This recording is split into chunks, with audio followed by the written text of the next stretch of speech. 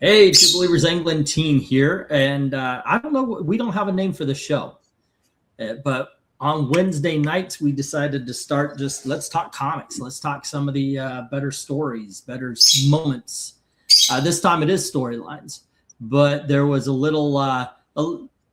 We're doing strictly books and stories that were within a series. So we'll do mini series next week, but for now it's the mini series within a series is what they used to call it around the time of Batman Year One. By the way, I didn't pick it. Didn't because I figured everybody else would have known about it, But it's of course an incredible story, so I'm sure somebody in the chat will mention it. Hello to One Slick who just popped in. Alrighty, that means we have two people watching at this moment. Awesome, awesome. And feel free to tell us your stories as we go along. I have two. I have two Marvel and two DC here, Eric. I realized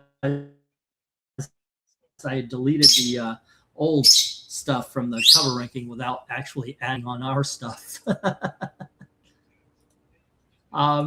You're a Marvel, though. Wow, you've got a couple of DCs as well. Just one. Let's see. For Eric, I need this cover. Say again? Just yeah, you one. have one DC. Let's see. 4 is 2. And there we go. All right. I'm adding on your stories right now. I forgot to add them in. And yeah, I'm enjoying this, by the way. I realized that I was like, oh, yeah, I want this story. I want that story. I want that story. And then I realized I haven't read them in a long time. So I spent today, I was kicked back at relaxing, just actually reading, the books. I haven't just sat down to read comics in such a long time. So that was kind of nice for me today. You know what I did? What did you do? Watch sports? No, well, that too. But I instead of rereading Under Siege, yeah, I just went into Wes's playlist and found the retrospective we did and watched that. Okay, that's funny.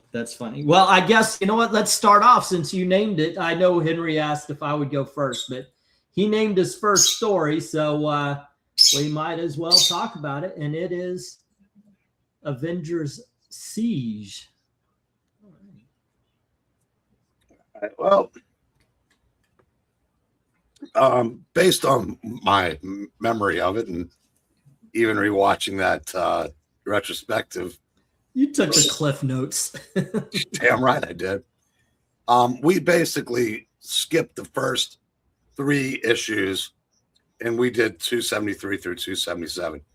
But the setup for this, Stern, when he was writing the team, he was there forever, so he had a lot of subplots going. One of them was Hercules originally grudgingly respecting Jan as the leader to the point to where he had no respect for her as the leader. And the Masters of Evil, who by this time had more members than Hickman's Avengers, were working on a plot to take Avengers Mansion, and I guess this presumably take the Avengers too. And one of the things they did was Hercules had been spending a lot of time drinking in bars, and they set up something where he's in the bar with this guy and goads him into losing his temper, and he knocks him out into the street and then has to go save his life. And turns out it's all a setup. And Jan tries to dress him down. He goes, "I've tolerated you up to this point." And he goes, "I will do so no longer," whatever it was. And so basically he storms off. And so by the time the Masters of Evil go into the mansion, the Avengers really only have like Jan, Black Knight, what's left of Hercules, because Submariner just left. Cap was on another, working something else. Captain Marvel was out in space, so they take over they siege the mansion, take over, capture Jarvis, beat him up because they're not nice people. And when they find out about it, they go to the mansion, and Hercules, Jan saying, calm down, don't do anything crazy. And I think that's where he says, basically piss off, I'm not listening to you anymore. And he breaks into the mansion, and the wrecking crew and Mr. Hyde and Goliath proceed to literally beat him to death, or so they think. And so they basically throw his body back out of the mansion because they don't want him stinking it up. They take him to the hospital, for reasons unknown, because they think he's dead. Turns out his pulse is so slow from being Olympian, I guess. And there's just things that happen in that. They capture Captain America, and they make him watch as they beat up Jarvis.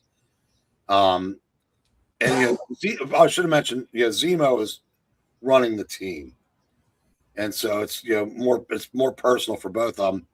They break into Captain America's Foot Locker and destroy all of his personal property, including the only picture he had left of his mother.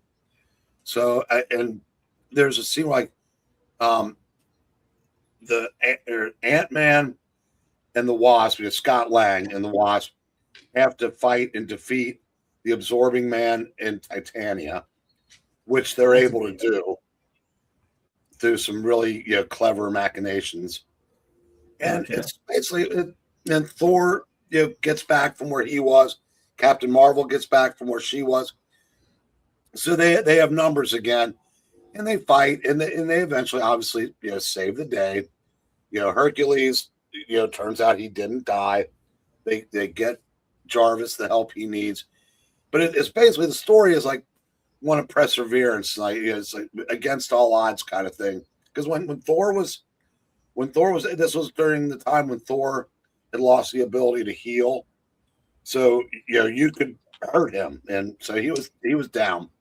And one of the things I always liked about the story, it manifests itself for about 10 years, because 4 of the Masters of Evil in this story went on to be Thunderbolts. Zemo, Moonstone, Goliath, and the Fixer.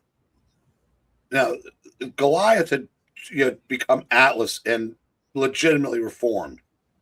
And so he was a hero when Hercules decided he was going to get revenge for what Goliath had done to him. Because there's a scene in Avengers, one of these issues, where basically Goliath ragdolls him. And that's, I said in the retrospective, I said, this might have been where they got the idea for the Hulk and Loki in the first Avengers. I said it was either this or Bam Bam from the Flintstones, because he just literally. And so Hercules comes to get him some. By this time, Hawkeye's leading the Thunderbolts, and Hawkeye has to talk Hercules down from killing Atlas. And Hercules says, out of respect for our friendship, I will go, but make no mistake, that friendship is over. And I think about this storyline, that however many years later, maybe like 10 years later, I realized, damn, Marvel used to really be a good comic book company. And if you want to see what was going on at this time, go watch. One of the things Joe used to like to do in our retrospectives was say what else was going on in comics, while this was going on. Mutant Massacre, the early issues of the New Justice League, right after Byrne's Superman got started. It's just, he rattled off like 5 or 6 other things. Any one of them would be the best thing going in comics today, period. And we had about 8 or 9 to choose from. It was just amazing how good a time this was. It's also something about comics in the old days. As a matter of fact, in one of my stories in the afterward, the writer says that, talking about the story, and he says, yeah, sorry about the appearance of this character, because I was setting up what's coming down the line. There was so much more going on, and I think that has to do with nowadays they separate the dialogue from the action, and there was a lot of character and a lot of dialogue within the action, so you could 2 pages of action in an older 1980s, even into the 90s. I think we lost it when they started writing for the trade, but you could fit so much stuff into just a couple of issues that now would take 3, 4, 5, or 6. It's, it is ridiculous. Back then, you were allowed to use exposition boxes, thought balloons, so you could put more into it. Now, when you're only allowed to show spoken word and the actions, that's how you can drag out one issue and make it take 6. Yeah. But there's a scene in this where, Absorbing Man and Titania first get there, and they're complaining because they got held up by Spider-Man, because in that month's Spider-Man, it told that story. And there's a part of this where it says that, this story takes place between pages 5 and 7 of Thor, like 377. That's just amazing how tight Shooter had things running. Well, I can, by the way, do what we refer to as braining, which basically is when we say something like, oh yeah, that happened in this issue of that comic, and Eric goes, like he's just got this. I always figure he's got like Santa's sack, not his ball sack. I'm talking about his toy sack, and he's just pulling out random comics from it whenever it's needed. So I am going to I'm going to go with my first story here. Let's drop this so I can actually show off the trade paperback. I had to reread this, by the way, and it's the one I was just talking about. I haven't read this in so long. It's surprisingly, though, it says it's The Amazing Spider-Man, The Death of Jean DeWolf.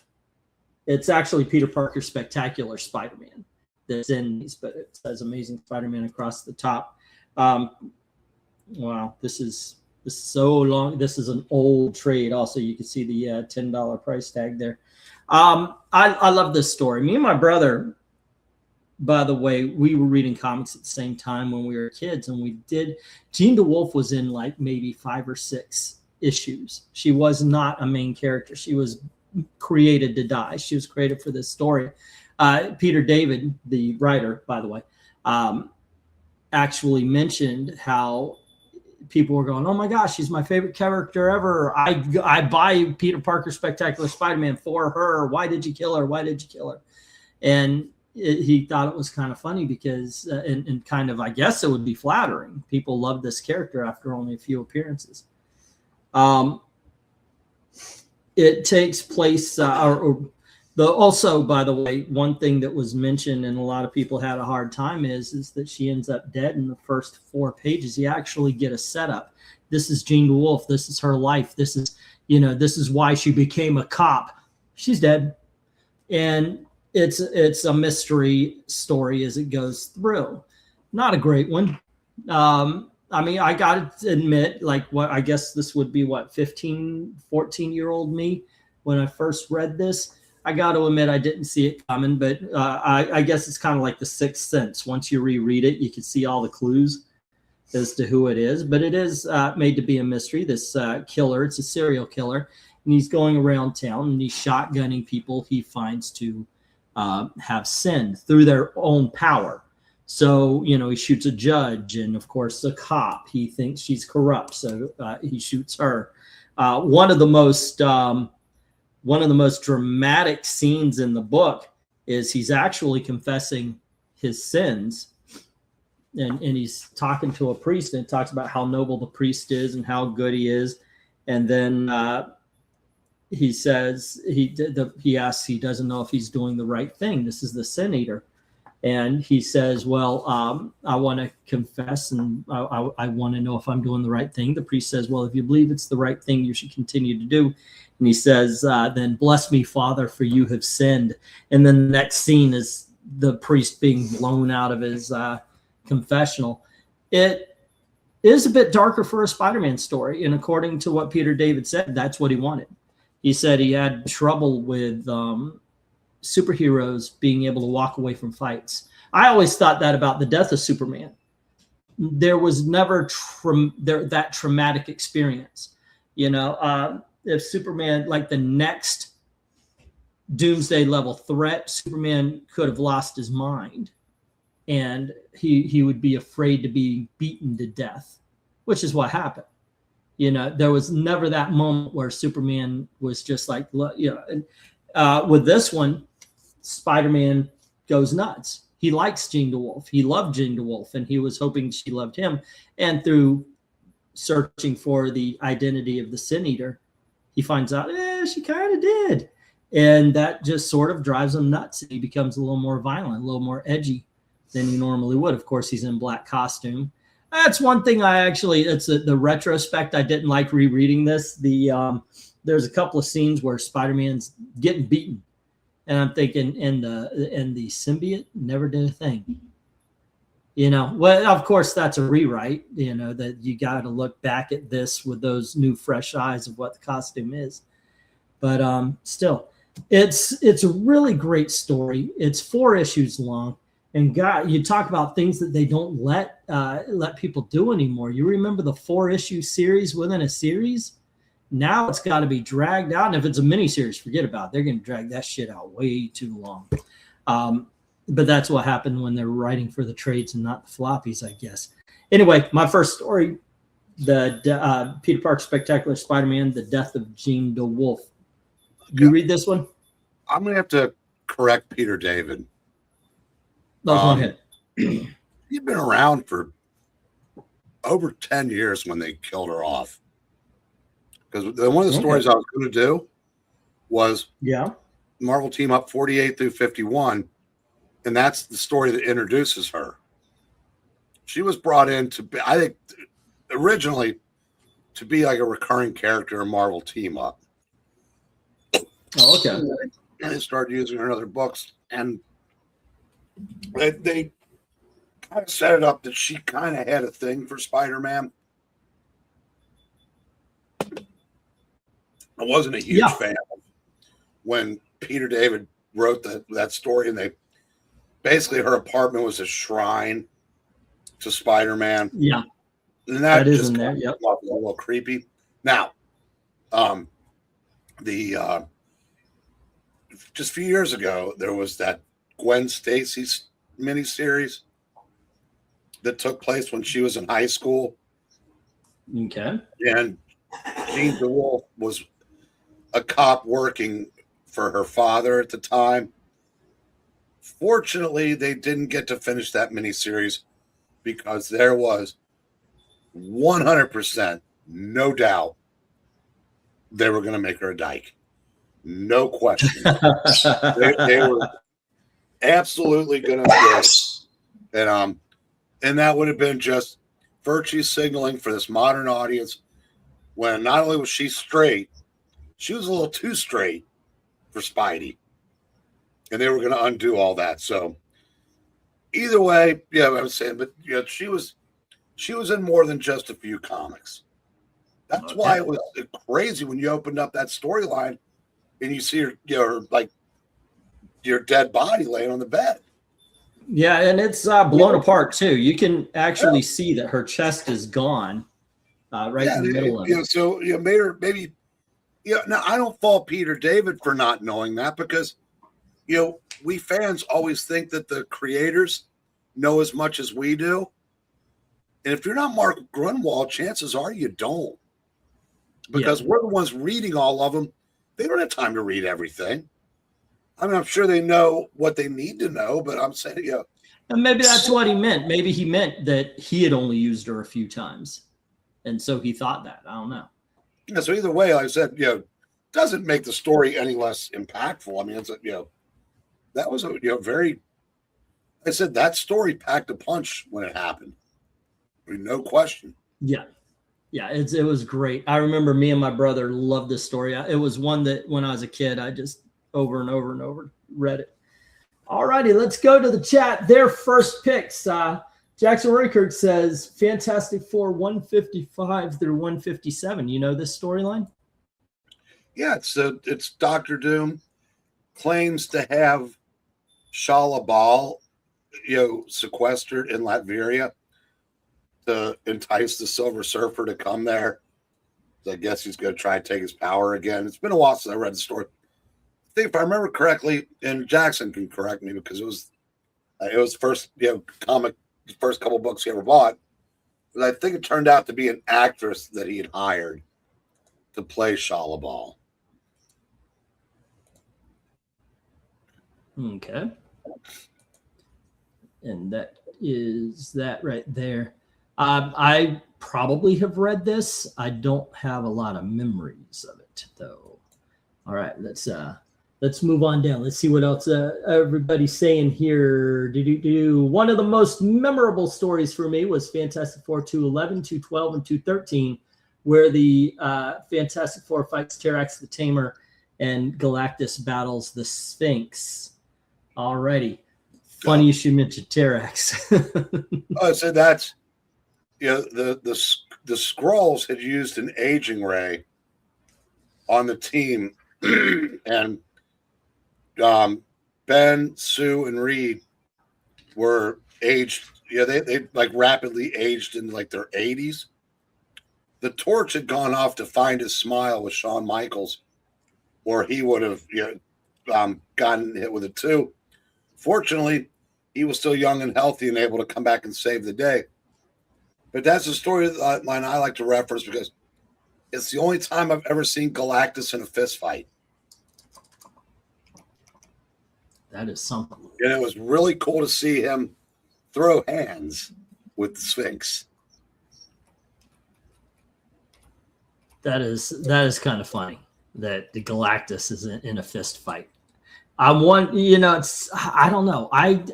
The way I look at Galactus, I could see. I mean, if it's a cosmic level, already, I get it. I've always thought of Galactus as a, I don't know. What am I trying to say? He's not a character. He should never be used as a character, if that makes any sense. He's as they describe him in one story that we will be talking about, he's a force of nature. And I always kind of think it's funny when I see him being used. It just doesn't seem right to me when I see him being used as a regular, like just character. Well, if you remember that story, he wasn't. Oh, okay. No, I do not. There's a reason why that happens. And it doesn't diminish him at all because the Sphinx has godlike powers of his own. And basically it's there's a reason for them to do that. Because Galactus was going to, if I remember correctly, he was going to break his vow and consume the earth. And I have to go back and reread it, but it's it was a great story. But I said, after so many years, a lot of the details get foggy. Yeah, I know, right? Grand Admiral, we're talking about series within a series, such as Batman Year One, which is like 404, 405, 406, and I believe it's 407. Something that happens within. We're going to do mini series, and next week, and probably maxi series the following, if I keep following what we're the trend here. Let's see. We've got Henry James claiming issue number 56 and 57, where Dr. Doom tries to steal the power of the Silver Surfer. Oh, I kind of figured you might, Linda. That's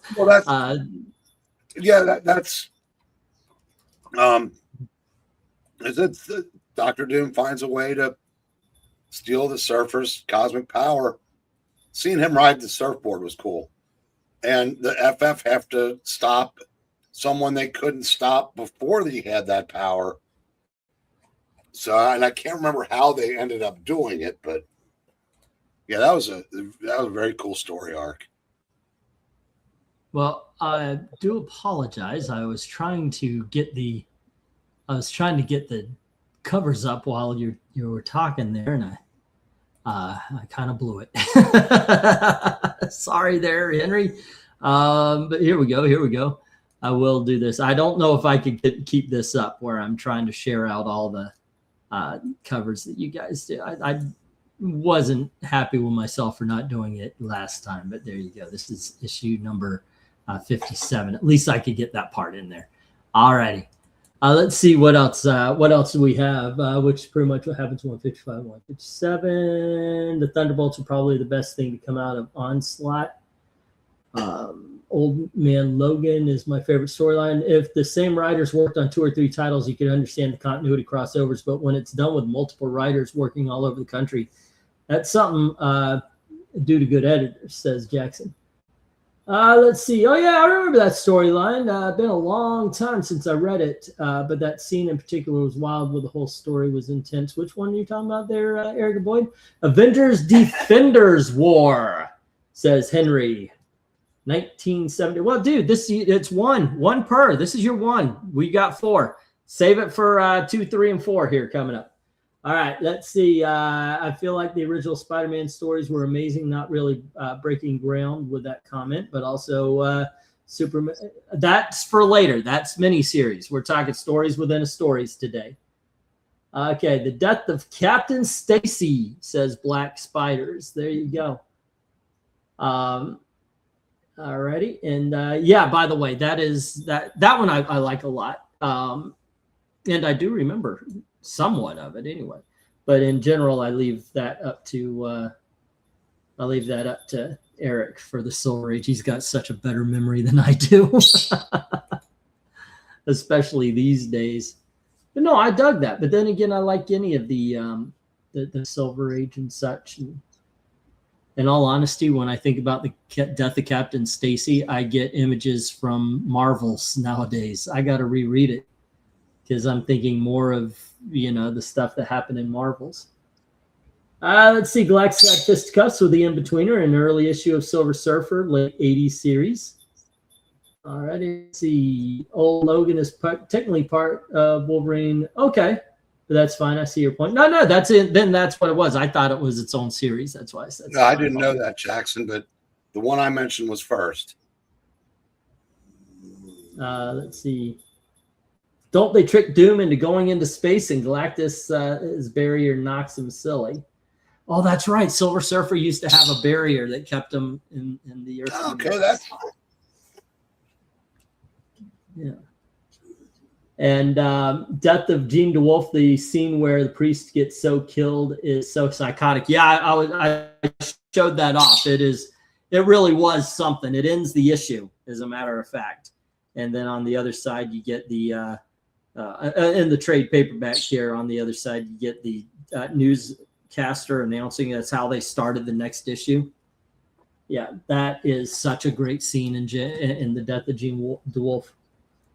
All righty. Hail, Sir Eric Boyd and Creator, says Trusty, as I will put up let's go for number 2 here. All righty.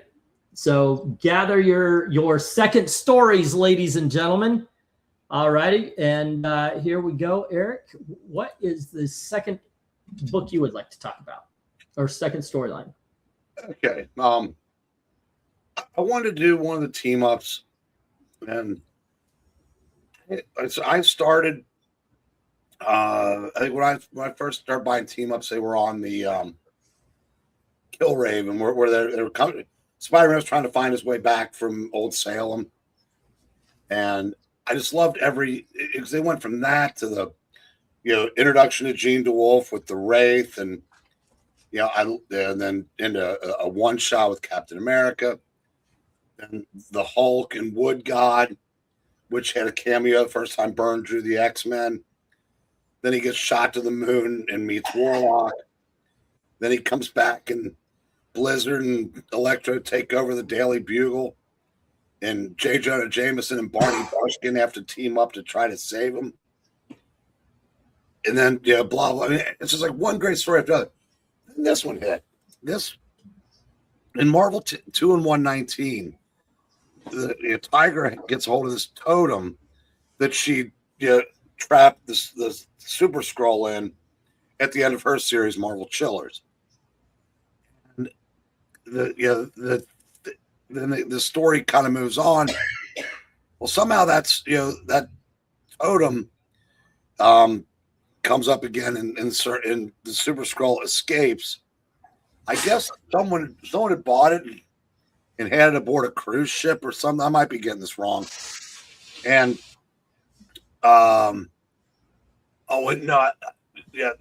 Spider-Man and the Torch are fighting something, and when the Torch realizes what had happened with the totem, he just gets like this look of death on his face, because he knows what's been unleashed, and Spider-Man doesn't.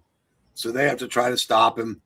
They can, of course, and the next issue, Ms. Marvel gets involved, and it's just basically what I liked about the story is Spider-Man power-wise is in so far over his head, but it's another one of those great examples back when writers knew how to write him. Mm-hmm. And if I remember correctly, this was a guy that never wrote Spider-Man regularly outside of Team Up, and that being Chris Claremont. Had a better grasp of the character than anybody that's written him in the 21st century, period. Because I think we could. Oh, I'm sorry. Go ahead. I was just saying, the levels of heroism when he would fight somebody that he had no chance. It was going to be this one or Spider-Man 229, 230. The Nothing Can Stop the Juggernaut. Where that's a good one. He gets his ass kicked. He just keeps coming back. And, this was long before Carol Danvers became nails on a chalkboard annoying. I mean, she's great in this story. The Human Torch is great. It's just a great little two-part story that, I said, is a great example of what a true hero Spider-Man was, basically before Bendis and Straczynski, but I digress. Yeah. I used to do a series of videos called Comic Books Were Better. If you haven't checked them out, if you've only been doing the live streams and the covers, go on a little search. Really proud of those. I think this show, whatever we're doing here, I usually name my shows. I have no name for this. Talking comics. What are we doing? It's not even Throwback Thursday, but we're talking about old comics. It could be the Comic Books Were Better, because basically we could end every this was so much better than how they're handling Spider-Man today. I'll tell you what, there's a line in Kingdom Come, which I think about all the time whenever I pick up a new comic book. Eric and I have made video after video, and I would be A-okay with making another one on the same topic. The loss of supporting characters.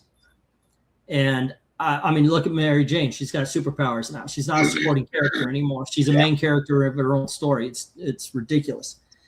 But one of the things that supporting characters add, which I think is missing from modern comics, is humanity. There's a line in Kingdom Come, I was about to say, where the preacher looks at Superman and says, you were so focused on the super that you forgot about the man.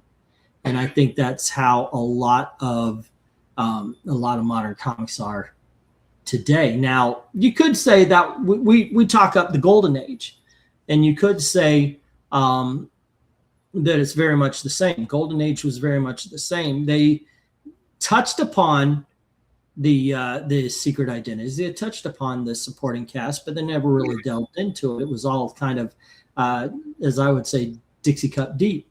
But that was done in a different era. It's fun. I wouldn't call those story's great, I would call the comic books fun, and I think it loses something. I think there's something lost in the modern day comic. That books, I got to say, truly, they got better in the 1960s, but really what we love about comics, I think, really got started around 1966, 67, and really started taking off into the 70s, and then you kind of grabbed onto it in the 80s and 90s and towards the 2000s. That's when they started writing for the trade, and it started regressing. But that's just me. Anyway, let me get on to my number 2, kids, which I don't have a trade paperback for. All right. And it is the new Teen Titans. Now, I had a little bit of a dilemma. Do I go for the more famous one and talk about the Judas Contract, or do I talk about a different story? And I decided I'm going to talk about the different story. It's still pretty good. It is the first storyline of the Baxter series of Teen Titans, the Trigon story, Trigon, however you want to say it. I always said Trigon, but I guess it's Trigon. He does have what? Truman. It's the Truman story, yes. If you watch the show, that you'd get that. Okay. Now, the the Trigon story is amazing. It starts off, and this is what sets it off, this first issue. It starts off with the team doing a bit of an exercise. They pick Jericho, who can jump into your body. If he makes eye contact with you, he jumps into your body and he possesses you. You still have your mind, but he has your body. And when he does, they capture him, and Raven shows up and he jumps into her. She explodes, and everybody's talking, well, what, Raven's getting a little out there now. Vic shows a picture where you see her hairline's going back and her face is getting more gaunt. They're saying, oh, it looks evil. And I'm thinking, she's on no Ozempic. But it sets off everything where they go against Trigon. One of the, of course, in the first issue, we see Corey and Dick in bed together. And that was a big thing in the 1980s. Holy crap, they're supposed to be teenagers. And they're king. One of the things I love about this series is it's not completely physical. There's a lot of metaphysical. There's a lot of mental. It deals with hell, basically. So a lot of the horrors of the later issues takes place in the heroes' minds. They got to overcome their own fears, their own weaknesses, and so forth and so on. And it's, when I was a kid, I got to admit, when I was a kid, I was like, oh shit, this is, oh my God. Yeah, I've read it about 15, 20, 30 times by now. So yeah, it's lost a little bit, but I think if you've got a teenager or something, maybe, okay. Of course, like I said, I was about when did the Baxter series start? Because this was 84. The same as the Legion.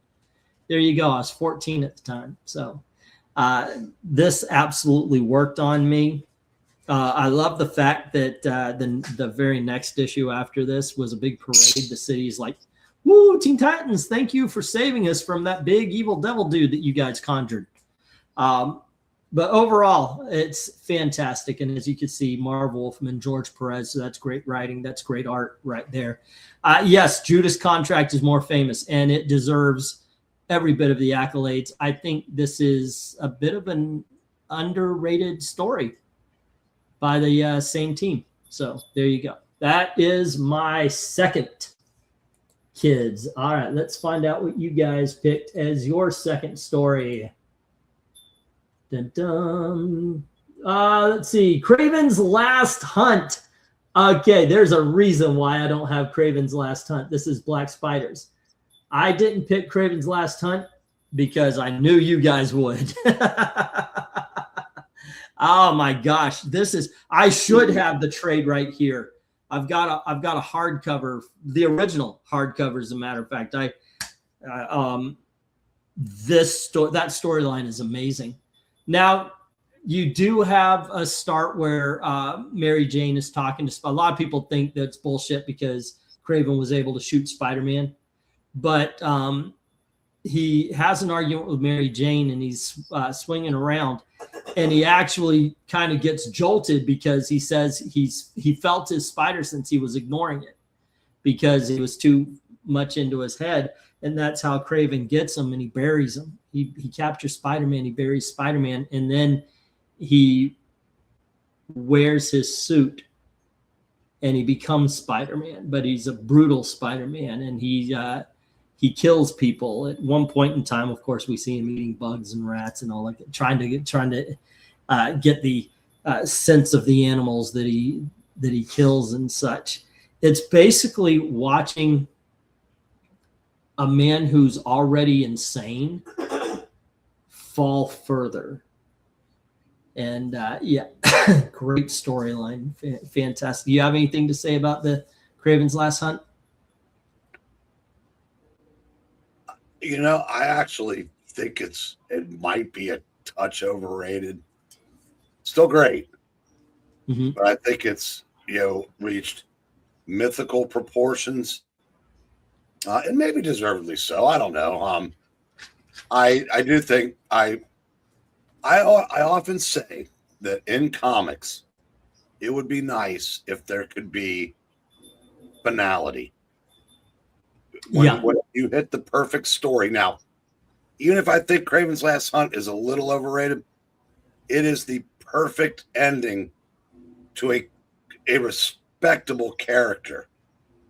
We should never have seen Kraven again. Now, I understand you had to use Doctor Doom again after Fantastic Four 200 because it's Doctor Doom.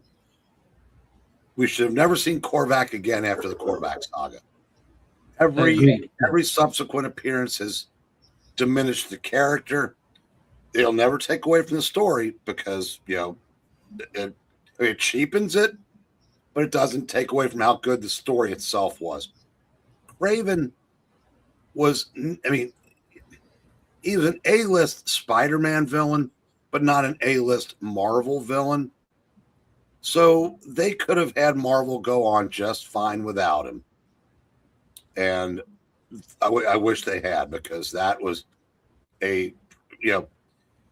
for a man that was so fiercely proud to go out the way he did was kind of like it's just like, it's almost like when a character that you expect to see survive an entire season walks out in front of a bus. Boom. It's like, whoa, didn't see that coming. When Kraven, like I said, takes his own life, because what does he have left to accomplish? Yeah. Great story. Great story. Oh, go ahead. Sorry. He's not overrated, so I talked myself out of that.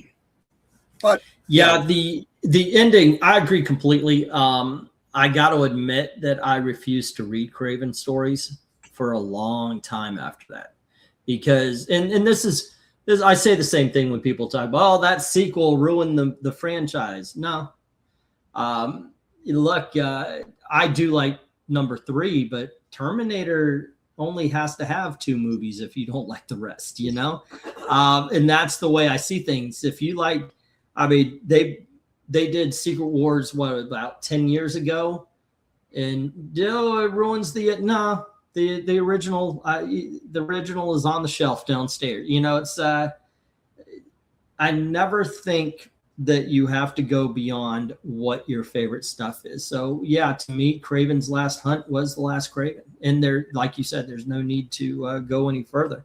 There was a storyline where his daughter, who's batshit crazy, was I can't remember if she was trying to resurrect him, but doing things in his name, and they ritualistically killed the Maddie Franklin Spider Girl, and the way they did it was so heartbreaking and so well done. That's the kind of Kraven story I could get behind, but not Kraven himself, because there's no reason to ever bring him back. No. Anyway, Agreed. All right, let's see what else somebody had. That's a great pull, Black Spiders. You got us talking. All righty. Uncanny X-Men 131, 132, and 133. Now, when we talked about the greatest moments in comic book history, obviously the ending of 132, where we see Wolverine. He had just been thrown through the floor by I'd forget his name, but the guy with the powers. Harry Leland. There you go, Harry Leland.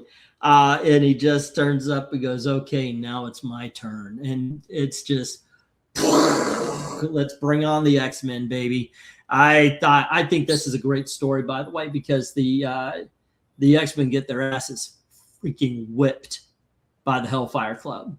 And that's something we're missing too. You want to talk about comic books were better. Nowadays, it's like, oh, let's talk about coffee for 22 minutes or 22 pages. Page 23. Oh my gosh, there's a Sentinel on 5th and Vine. And then they one punch the Sentinel. They come back. Oh, guys, that was a great adventure. Our coffee's not even cold. I know, right? It's, by the way, I'm only exaggerating a little bit. There was a She-Hulk series that she did nothing but go get coffee and mope. It was by Mariko Tamaki, I think it was. Quite true. She also got emotionally validated and posed for a lot of selfies. That is true. There you go. Okay. It was ridiculous. It was ridiculously bad. Yeah. But 130, 131, 132, 133, that was a great story. Do you have anything to say about it? I mean, they had a 2 or 3 part bake-off on YouTube. And the 2 guys that won were like gay supervillains. But they could make a mean souffle. Oh, you meant X-Men. Yeah, the X-Men, yeah. Oh. Shit, what can I add to that? You know what would have made that storyline better? A bake-off. Yeah. Let's see. MTU cover is Gil Kane, but they changed the Super Skrull's left hand to be Human Torch, and the original layouts had him with Rocky Ben Grimm, him holding a grinder. All right, Black Spider, save it for the next one. Let's see. Doctor Strange says, Grand Admiral, Volume 2, 61 through 67, Origin of Vampires and how they are linked to the Darkhold. Also, the team up of we'll go with that first one. Do you know about Doctor Strange 61 and 6 through 67? This is a Dalton moment. Say what now? This would be Dalton's moment to shine. No, Doctor Strange 61 through 67, Origin of Vampires. Okay, then got the numbers wrong. It's 58 through 62 with an issue of the Avengers thrown in. This is why I call them back issue Breen, ladies and gentlemen. It's basically they're coming up. The Darkhold contains, if I'm not mistaken, the Montesi formula, which is a spell that will end all vampires. And Dracula gets involved, obviously, for his own self-preservation. And there's a really cool scene in there when they finally unleash the spell. There was this weirdo character in Tomb of Dracula named Harold H. Harold, and he'd become a vampire. And they show him going into a club and then just evaporating. It's a very cool story, and the twist is Hannibal King survives. He's the only vampire that survives because he had never taken blood from a human. So somehow that made him immune to the spell. But every other vampire was wiped out until they weren't. He's saying, if he remembers correctly, it was called Children of the Night, or it could have been the title of an issue that started it. It's been a couple of years. I had to read the books. Yeah, I reread this today. I will do better for next week's. We're doing mini series. I'm thinking we do 1 to 4 or 1 to 6 issue miniseries, because maxi series could be its own topic as well. But yes, I'm giving you guys homework. Find and let's and bring your top 4 maxi series or mini series, 1 through 6 issues long for next week. Here we go. Black Spiders already gave one. Let's see. Do we get a list, or you make your own list? But yeah, we're going on book number 2. And let's see, that's the problem I have with this. Figure someone was going to cover the heaviest hitters like Craven said. Yeah. That's what I thought too. Or the death of Gwen Stacy. Haven't read Craven's Last Hunt. I have the Epic Collection in my reading pile. Highly recommend it, dude. It is great. Alrighty, let's see. I'm the same way with Norman Osborn. I've never read any issues with him, so I don't even know how they brought him back. Sometimes that happens. Hello, hey, Patrick Sargent. What's up, man? It's been a while. We're talking about our favorite storylines within the series. We used to call them mini-series within the series, like Batman 404, 405, 406, 407, Batman Year One. It has to be in the confines of the series itself. If it's too many titles, like even when we're doing mini-series or maxi-series, let's say DC Challenge, it's 12 issues. That's a maxi-series. But Crisis on Infinite Earths, which is 12 issues, would be an event, because that also all over the place, different things. Okay. Yes, I expect you guys to read my mind. Here we got Henry saying Marvel team-ups, 82, 83, 84, and 5. Spider-Man, Black Widow, Nick Fury, beautiful art, Sal Buscema, inked by Steve Lamb. Well, what's it about, man? Patrick 2, Dracula #2, having Gary Conway signing is cool. That's cool. You got it signed up. Let's see if anyone is interested in the Darkhold vampire story. There's an Avengers Doctor Strange trade that has the whole myriad of issues, says Jackson.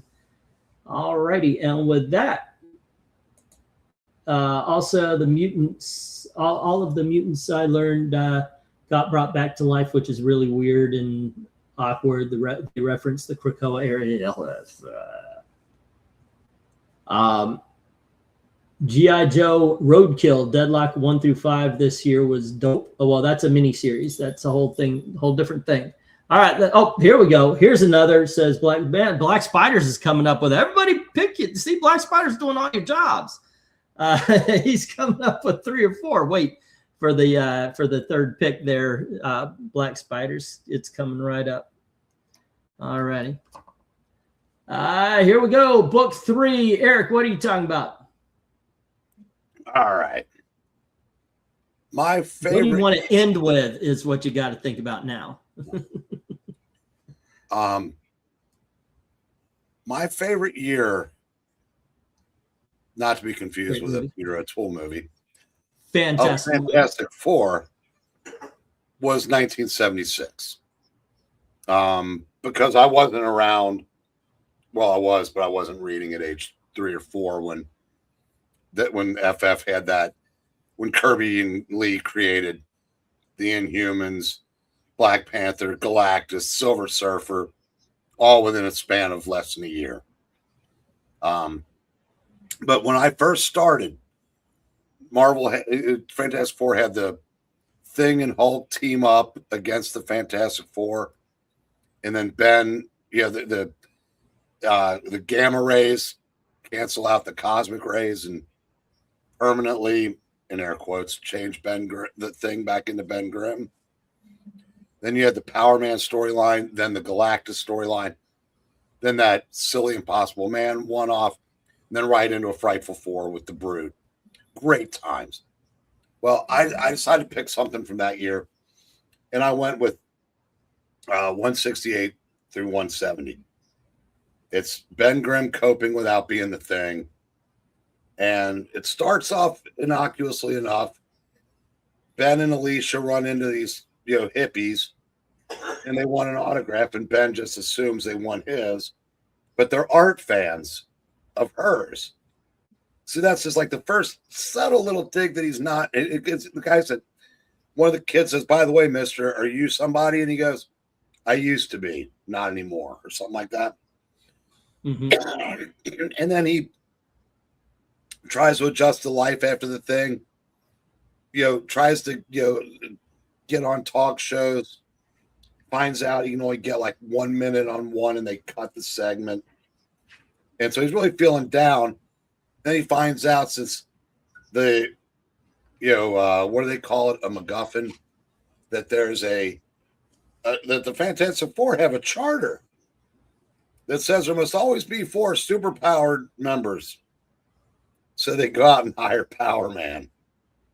And they go off to fight the Wrecker. And Ben tags along and he tries to fight him and gets swatted away. Power Man ends up beating him. Then Ben takes a swing at Power Man and damn near breaks his arm or breaks his hand. And he said, man, it's not my problem that he took it was his own dumb idea to take a poke at me. And he goes, yeah, I guess it was one of a lot of dumb ideas I've had, thinking I was, somebody, still somebody now that I'm not the thing or whatever it was. So then the next issue, the Puppet Master takes over Power Man. And Power Man goes berserk, turns on the team, and steals the Fantastic Car and escapes. Now, and that ends with Ben, with Reed showing Ben this room that has the last page. You see the Thing, and Ben thinks it's the Thing from Counter Earth, which they had just met about 8 issues earlier. Turns out to be an exoskeleton that Reed was working on. He said it was never my intention to permanently replace you. So he gets into the exoskeleton and goes off to fight Power Man, and they save the day. Blah blah blah. And, Ben is back in the group. But it was a really well done story. A lot of good human moments for Ben. We don't think about how much of his life was tied into something he was, depending on who was writing him, he was either always trying to, get away from or fully embrace again. But in this regard, he got the feeling that he was nothing without the Thing. And for, a few brief moments, he had the best of both worlds. Because, until I think it was Walt Simonson that did a thing where he could turn it on and off. But this was like the closest he'd ever come to that up to this point. And I thought it was a really nice little 3 issues. I believe Roy Thomas was the writer at the time.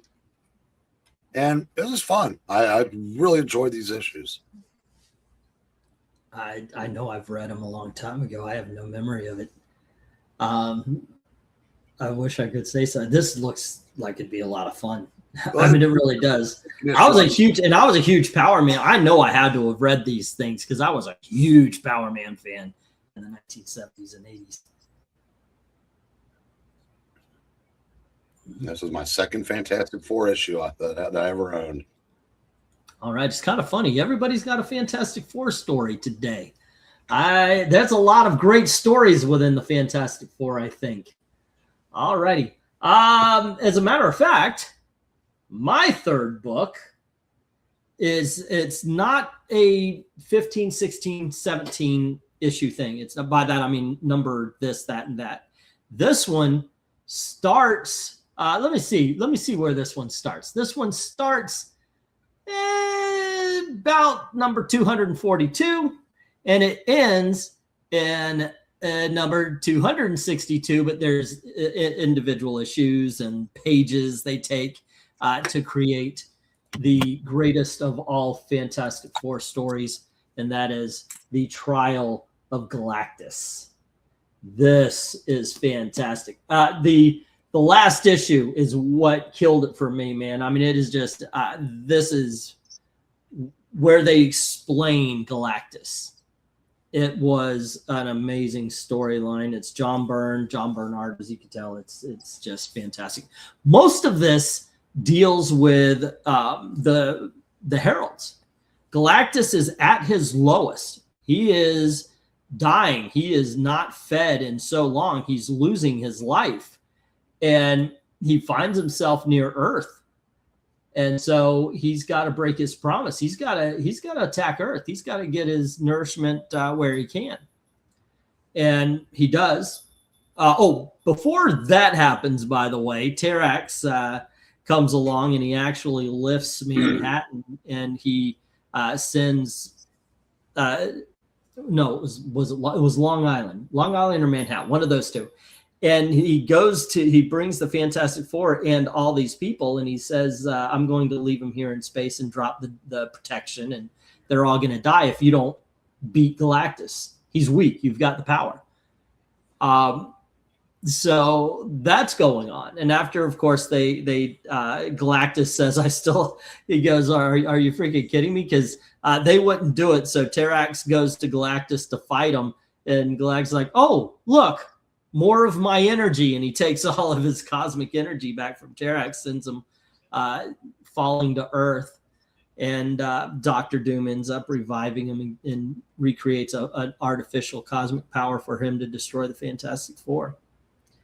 There's a scene in here, and I'm sure Eric can mention what issue it was, but there's a scene where Reed Richards is going to check on Vision. There was some sort of virus or something like that. I don't remember the detail of why I was there, but while he's doing this, Reed Richards is vanished. We find he's taken by the Shi'ar, and he's put on trial for I'm skipping.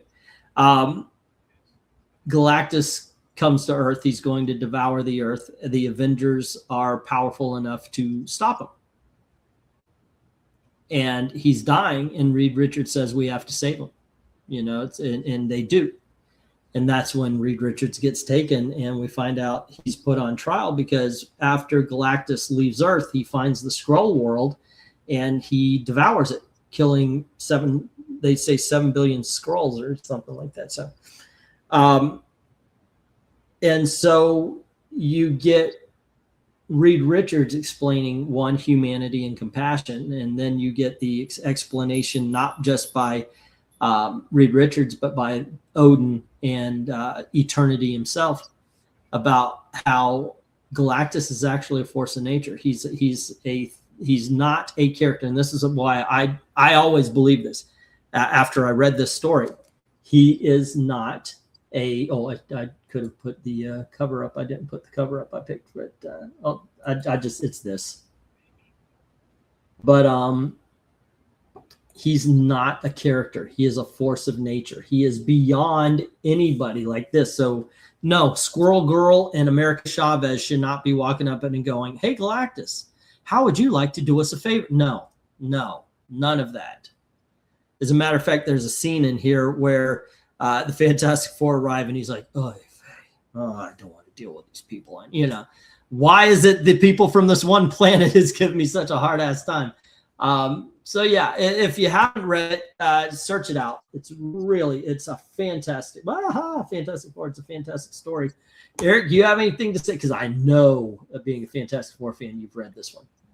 Yeah, I need to go back and reread the trial part of it, because I always start to read Byrne's run and always get about a year in and then get sidetracked. But I do remember when you're talking about the scene where Galactus comes back to Earth that culminates in Frankie Ray becoming the new Herald. Oh, yeah. By the way, I love that because Frankie Ray was like, I don't give a fuck if I kill people. I want to see space. Well, it was a few less bug-eyed monsters. Yeah, that's her exact line. Yeah. There's a scene where they're all fighting him. And Daredevil's like watching. Spider-Man comes up to him and goes, don't you think we should lend a hand? And he goes, no, I don't. He goes, we'd just be in the way compared to what's being unleashed down there, which was powerful, except for the fact that the Wasp and Captain America were part of that fight. Yeah, I know, right? Yeah, they probably could have helped it, but Byrne was trying to make a point. That's him devouring the Skrull world. I thought it was something in this scene because he sinks into it. He doesn't create his machine first. So he just kind of sinks into it while he's doing it. It's a great freaking story, man. Great story.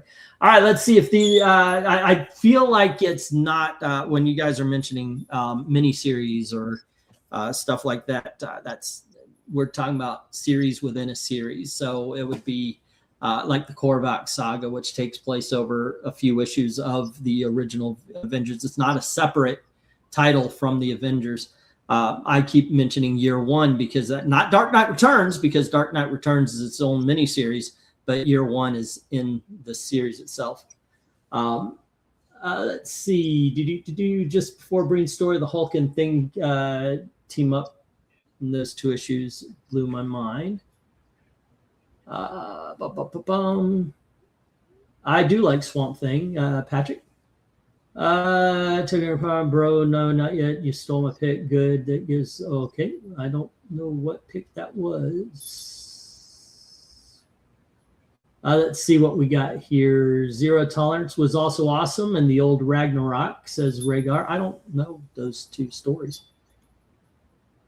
Let's see. Fantastic Four, number 249 and 250, says Black Spiders. FF gets their asses kicked. By the that's part of that's part of my story. Isn't it? The X-Men. Oh, the Gladiator. Okay, yeah. Okay, I got you. 249, 250, yeah. The X-Men that turn out to be Skrulls. And the Guardian, yeah. Okay. There you go. Yes, I love those two issues. By the way, individual issue for later is 247, I think, where the Inhumans, they're on that big planet. But yeah, 249, 250 has always been 248, because 247, I think, is the end of a Doctor Doom story. I actually have it up right now. Yep, 247's Doctor Doom, which is brought by the way, 247 is part of the story. The book anyway. 248, yeah, that's the one I was talking about. But yeah, I love that, man. When Gladiator picks up the Baxter building, I was like, holy shit. By the way, that's the good stuff. Go ahead. I think the latest Epic collection is the front end of Byrne's FF run. So if you haven't read these stories, because I'm pretty sure the trade he's holding up is hideously out of print, but the Epic collection has most of the same stuff. And I would definitely recommend it, because that's Byrne's run is second only to Lee Kirby. And no offense to modern fans like Zach, superior to Jonathan Hickman's. As much as I liked Hickman's run, it was different. But Byrne,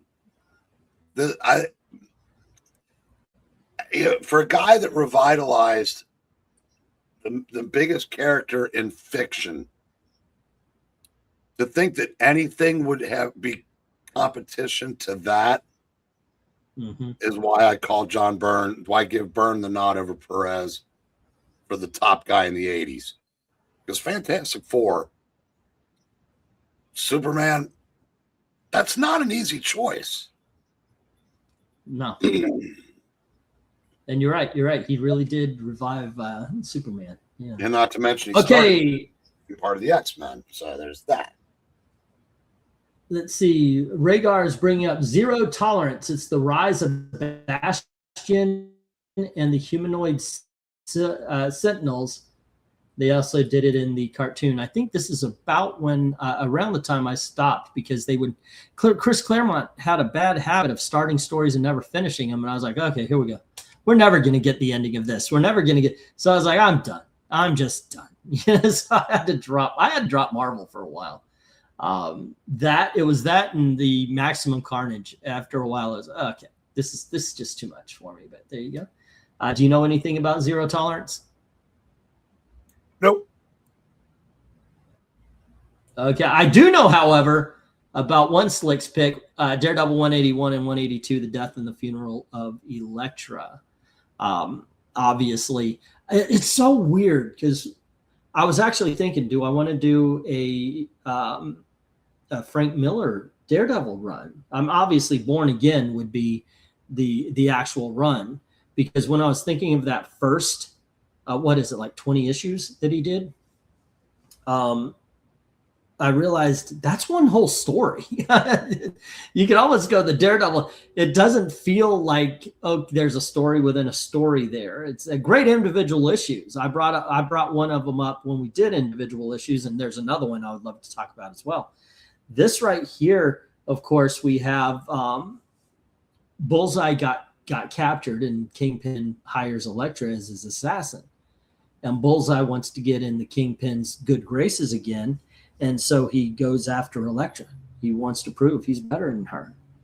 And they have their fight. Of course, everybody remembers me. I'm Magic. And he grabs Elektra's sai, beats the shit out of her, and then grabs her sai and shoves it through her chest.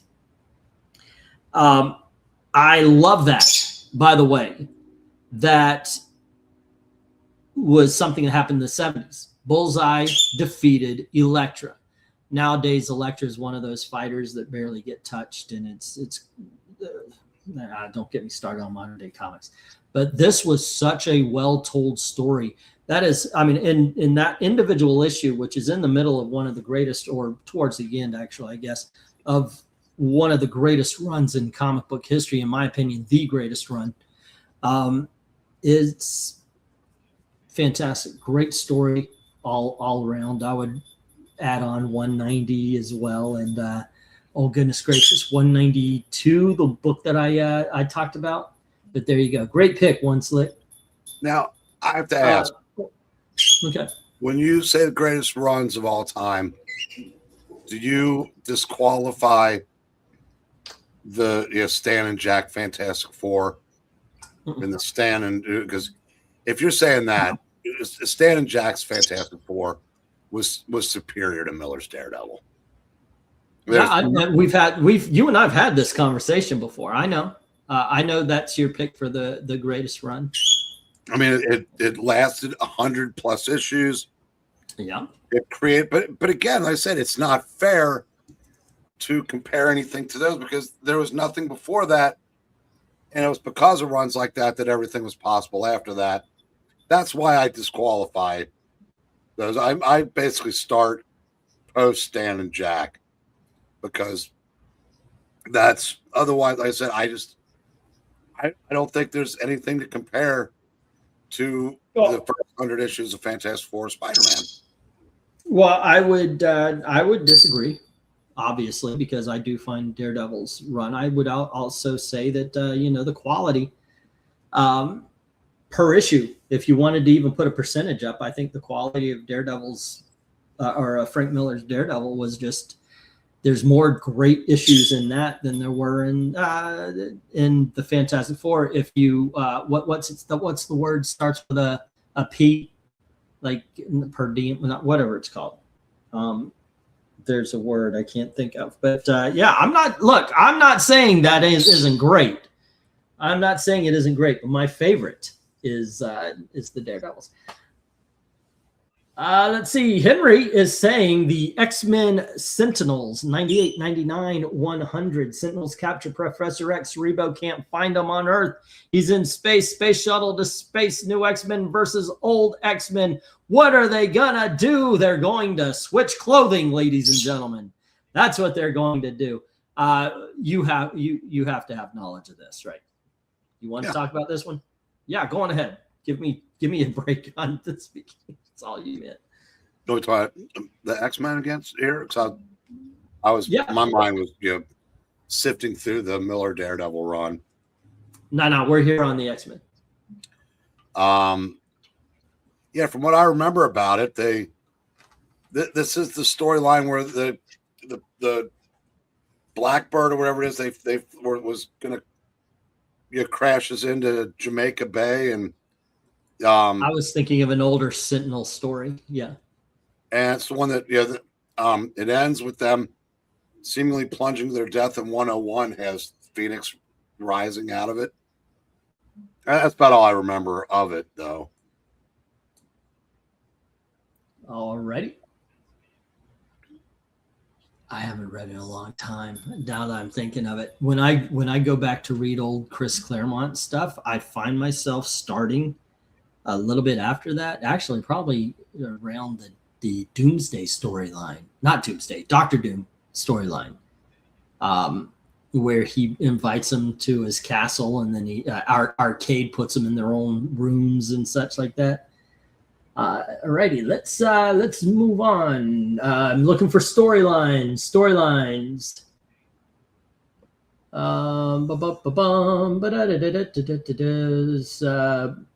Watch X-Men 97. They do Zero Tolerance so well. I've only made it to episode 2 of 97. It hasn't grabbed me yet. I'm sure it will at some point. Nowadays, Elektra is I can't believe Elektra would not wear Daredevil's costume and call herself Daredevil. She's too freaking proud. That's the dumbest. Freaking comic books were better. Okay, check out that line of videos. I think you'll enjoy it. Captain America's Scourge saga was a good one, says Tony Hayes. Alrighty, it spilled into other Marvel issues as well, which would make an event, but we'll go with it.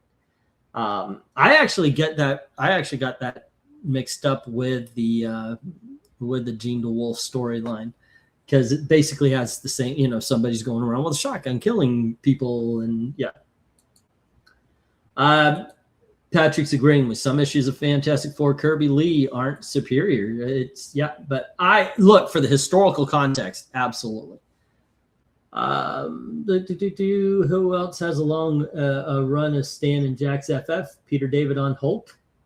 Did he do over 100 issues? Yeah, I think he did. He may have. Yeah, he may have. Yeah.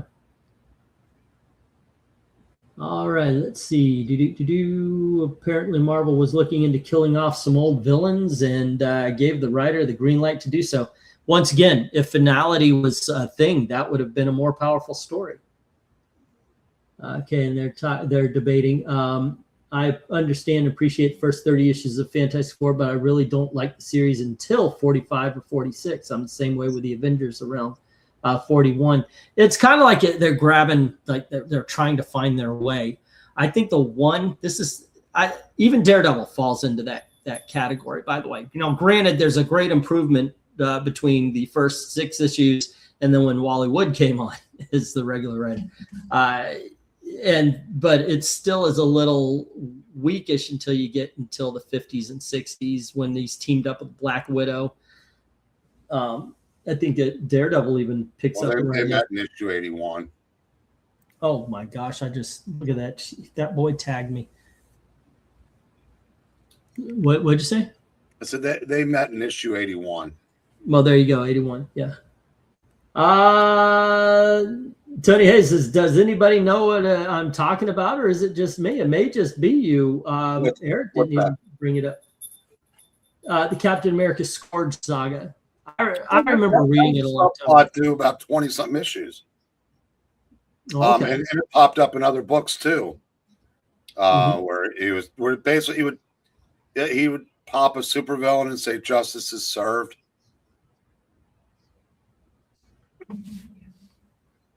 I can't remember how it culminated though.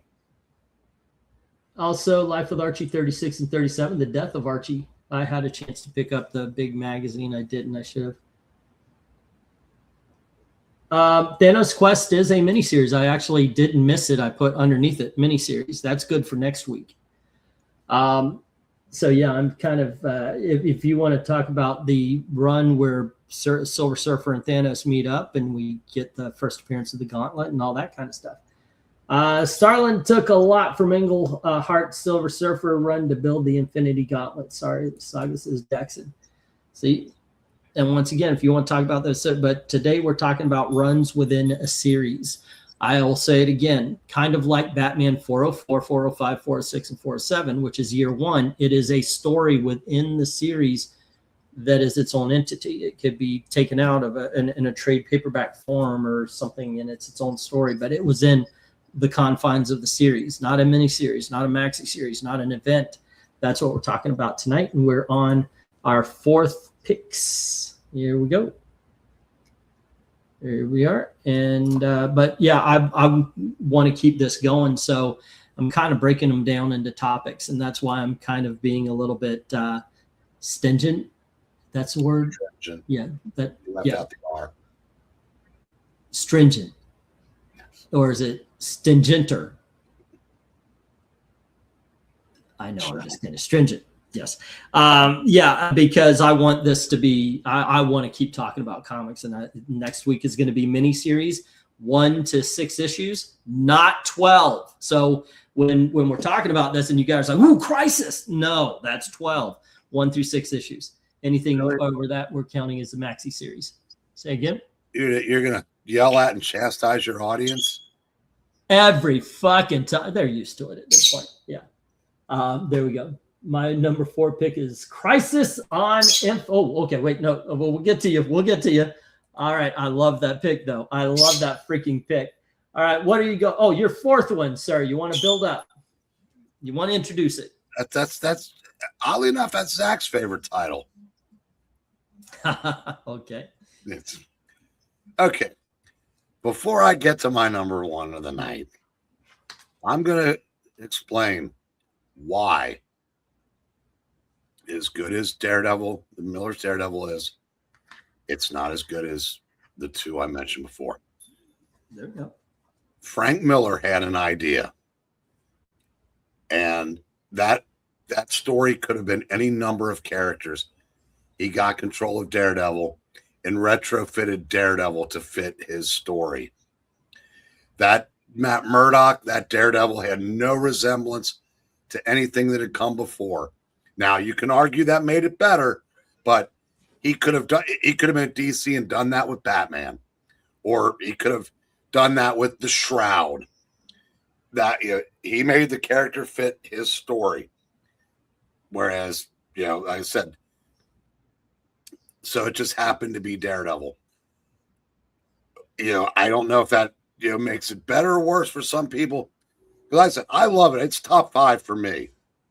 But yeah, I know that we're not talking about, oh, I hate the Fantastic Four 1 through 100, or I know you don't hate. But I know, but I do know that my favorite story arc, and I was going to use this tonight, is never one that anybody else uses, because people forget the Kingpin was basically out of Marvel Comics until Miller brought him back in 170, 71, 72.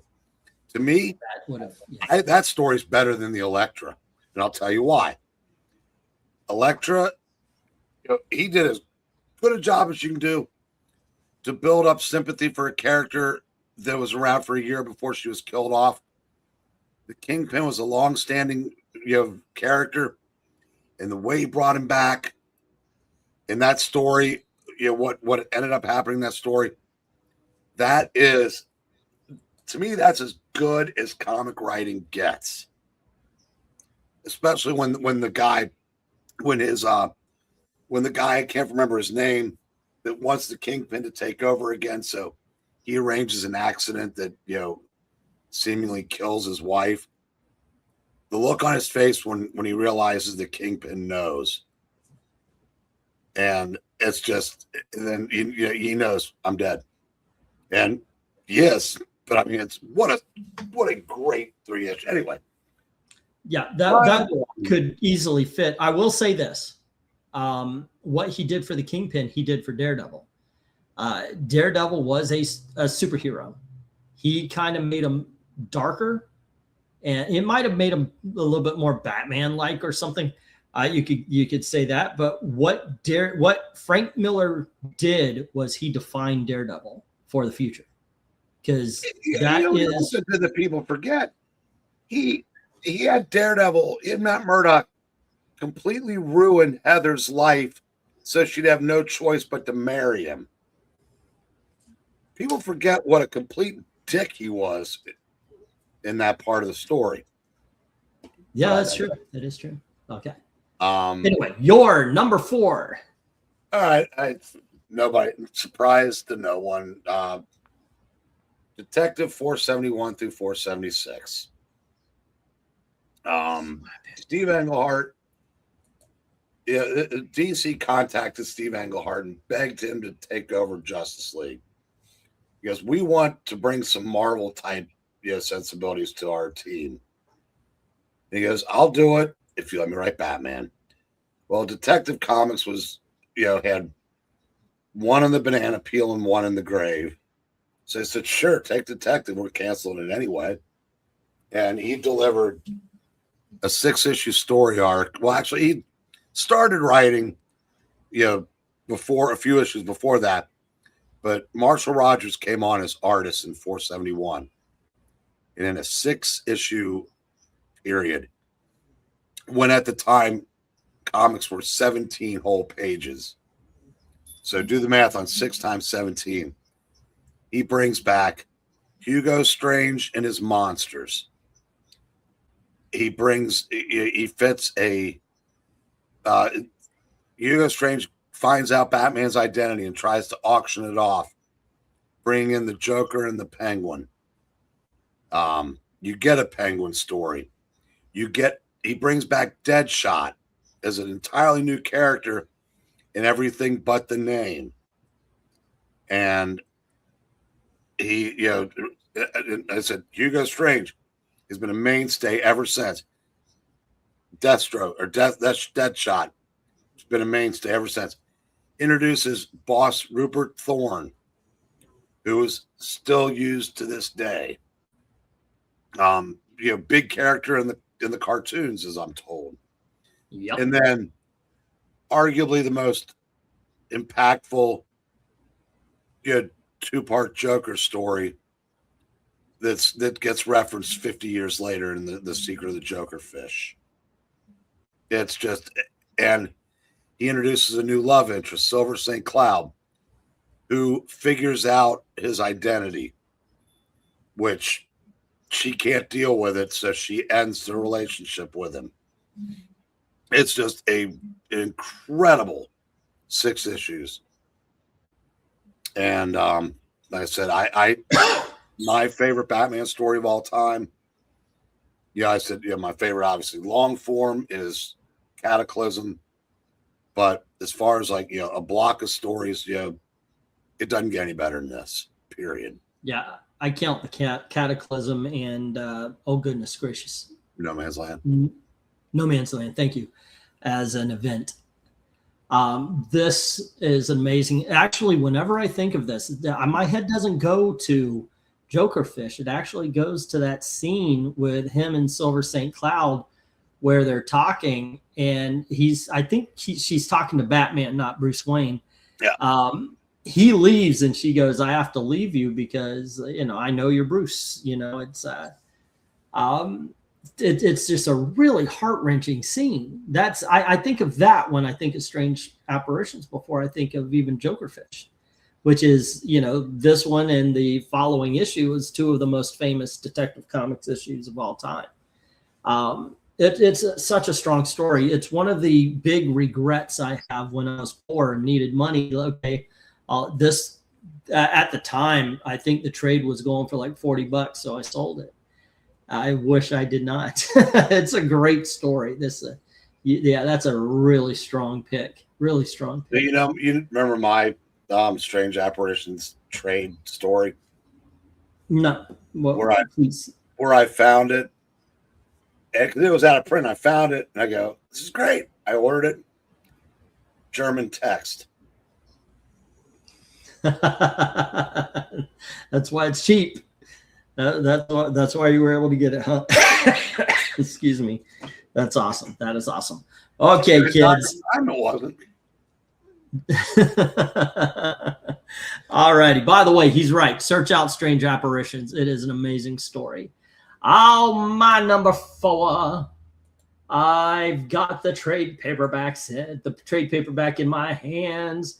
I figured, you know what? I talked about the Teen Titans, the Baxter series, the Trigon story. Apparently, I'm the only person Rhaegar has ever heard say Trigon. Glad to be of service. So I figure I would go with the other title that got a Baxter series in the same time, and my other favorite DC comic book heroes, and that is Legion of Superheroes. The story's called An Eye for an Eye. This is, let me put up the cover of the comic book. As a matter of fact, I had this in the auction this week at $5. It starts off with, it's a Legion of supervillains story. And they decide to say, you know what, the Legion of Superheroes are a badass team, and they're just as powerful as the Legion. So why don't we make a story of them? Because remember, they just started in the 70s to make the Legion series. Well, a little bit earlier than that, but and beforehand, it was all the 1960s stories where it just seems, there were no real stakes. In this case, you have a scene with Starboy, who has the power of gravity, and Dream Girl, who can see the future. And he said, are you worried about your bad dream? She says, it wasn't a dream, it was a premonition. A Legion member will die. Which is something that we've heard a million times. Oh my gosh, this is death. You're going to die. You're going to die. You're going to. And we go along. We find out that there is a prison break by, oh goodness gracious, I have to look up the names on these things. It's the Daxamite. It's the Daxamite kid, Alvar. Yeah. And he just whips up on everybody till Mon-El shows up, and Mon-El smacks him around, and you get these attacks, these individual attacks. You get there's another person from Brims. I forget, I'm sorry, but I say the names are on Brinks, but which is Shrinking Violet, Brimsk, Brimsk, however you pronounce that. But it's from Shrinking Violet's planet. She takes on him. And you get these individual attacks, and then finally there's like the big battle. And at some point in time, you have Nemesis Kid from the Legion of Supervillains, which he used to be a member of the Heroes, takes on Karate Kid. Well, Dream Girl called it, and I know I'm spoiling it, but I promise you guys, you have to pick up this story. Every time I have it in the auction, I try to also, because this is an amazing storyline. Just the impact of, there's so much drama in this. What Projectra, Queen, she's Queen Projectra at this point, and they're on her own home planet. Now, there's rules, and to be in the Legion, one of them is you can't kill, but she's the queen of this planet, and they're on her planet. So she decides that the stakes should be raised a little bit. It's a great story. It's a lot of fun. The Legion of Superheroes at the time were just as good as the Teen Titans. They weren't as popular. I mean, they were popular, but it was like the X-Men, Teen Titans, and somewhere around was Legion of Superheroes. Great freaking stuff. I loved it. I'm a big fan of Legion, and this is, I don't know if I would call it my favorite, because Great Darkness Saga is also there, but it is one of my favorite stories of all time. So I wanted to share it tonight as my fourth story. Have you ever read this one? Yes, but may I say something? Okie dokie. So you're gonna rain on my parade? You ignorant slut. Oh, what did I say wrong? What did I get wrong? When you were building up to this, you said that the 60s stories never really had any stakes.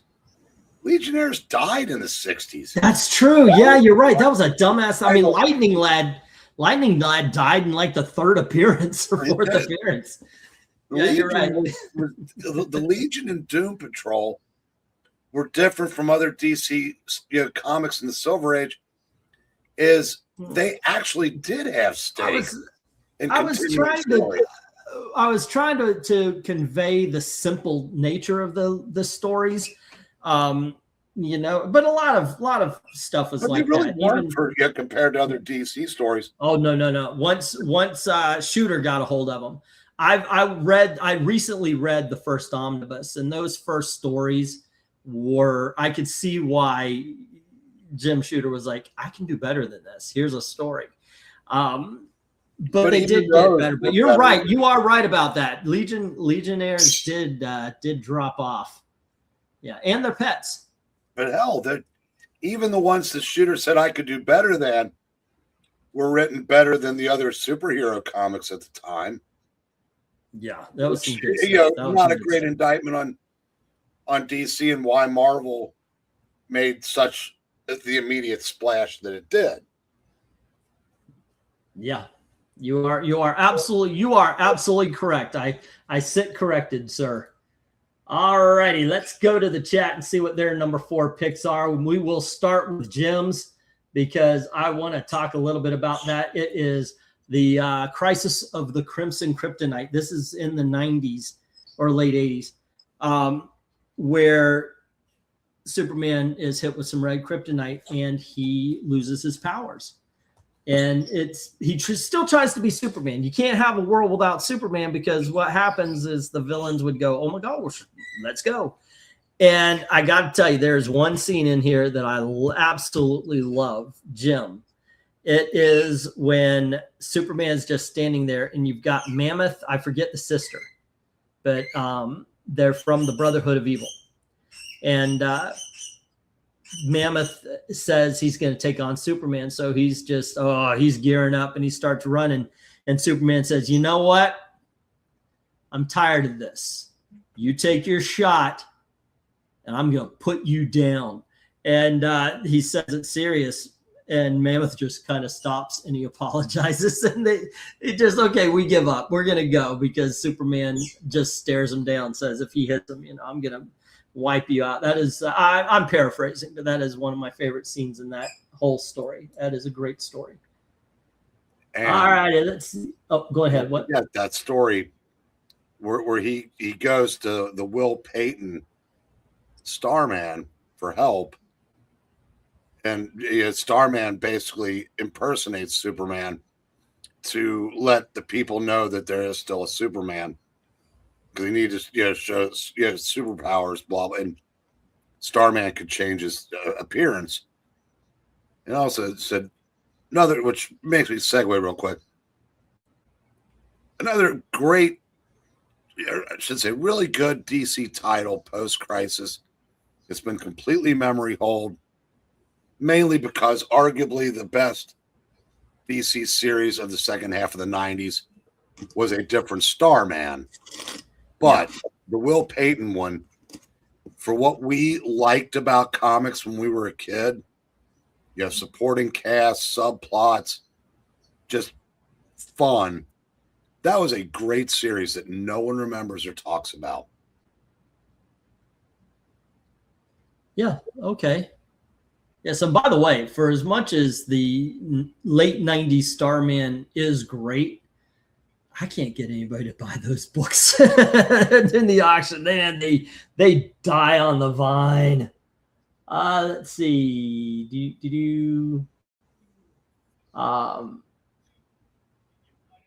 If it's any consolation, I couldn't give them away at the store either. Yeah, it's weird because those are so great books. Well, I think what works against that is it is one long continuing story. That's not really a title you can come in the middle of and you can, but it's one of those where if you have the entire set and sold it as a set, you might be able to do that, but that's 94 issues plus, annuals. And yep. That lasts a long time. Lord of Brooklyn is saying Englehart's Batman is the most complete version of the character. This is where we see the Bat family really shine through. Let's see. R.I.P. Keith Giffen, says Lord of Brooklyn. Okay, so Henry, what does he pick out? He picked Weapon X. Great. Yes, from Marvel Comics presents The Origin of Wolverine by Barry Windsor Smith. Marvel Comics presents, I think that he wrote, penciled, inked, lettered, colored. That's a lot for one guy. This tells the origin of Wolverine. We kept hearing about how he was made, but we never saw it. This was it. And it is very much Frankenstein. It's very much a mad scientist creating a monster. And that's what Wolverine became. That's what Wolverine was when he first started, till he meets, Hudson from Alpha Flight, the wife. And then he meets the husband afterwards. Heather Hudson, from Alpha Flight. That is an incredible pick. That is absolutely fantastic. Now, granted, it was only part of a book. Marvel Comics Presents was a anthology book, but every chapter, I gotta tell you, I was riveted. I was so enamored by that, I didn't stop getting the series for a while. I picked it up here or there if the character was right, but after that I was subbed, and I just, okay, are they going to have another great story like that? No. Let's see. I have to get back to you on that. I've got to look. I know I've got a couple of boxes here.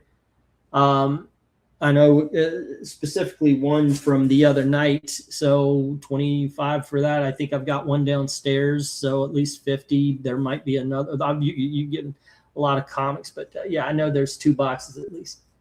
I hear a lot about the Darkness Saga from Legion of Superheroes Jackson for good reason. That was a really good story. One thing I hate, I've said this before, they should get Darkseid off the cover, because the whole thing is oh my gosh, there's a great power coming. There's a great power coming. And as a reader now, you're like, could it be Darkseid? I saw him on the cover. It just, when we were reading it originally, it was like, oh, who the fuck could this be? I don't know. But people who had more knowledge than my teenage ass did, I think I may have been less than teenager, were looking, and this guy's kind of riding Orion's bike, and this guy looks like so-and-so. So they were able to put it together a lot better, but it's still a great story. Highly recommend the Darkness Saga. But yeah, when I read it originally, I was a kid, but it was like, oh my gosh, this is kind of scary, because yeah, I was a pussy. All right, but no, I do really recommend it. They should not put Darkseid on the cover, though. That is. All righty.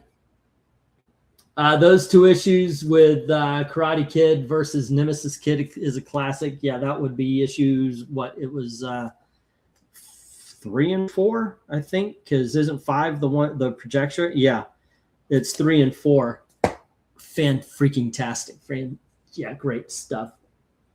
Do you mean the Marshall Rogers Batman portfolio? I don't know what they're talking about there. Jim Shooter's Legion of Superheroes as a teenager in the 60s is great. Says, yeah, I'm very happy to have the Lord, by the way, we're going to do miniseries next week, and then the following Wednesday will be maxi series. Keep that in mind. If I don't talk about it, you can. As a matter of fact, I'll leave that to you, and I'll bring something else to the table. Let's see what else we got. I have Weapon X from MCP as a hardcover. I used to. I had to sell it at some point. Thanos Saga, that's what it's called. Avengers Annual number 7, and Marvel 2-in-1 number 2. Now, can you speak on this one? Me? Yep. Best Thanos story by far, in my opinion. The Avengers are fighting Thanos. Warlock gets involved, Captain Marvel gets involved, and oh God, I need to reread this to remember some of the particulars, but if I'm not mistaken, Thanos definitively wins in the first part of the story. The second part, Moondragon sends some messages to Earth, and I'm guessing that Spider-Man got one because they teamed up a year earlier, and so Spider-Man gets it, and he goes to the Baxter Building to get transportation, and the Thing is there, and he agrees to help. So that's how they get involved.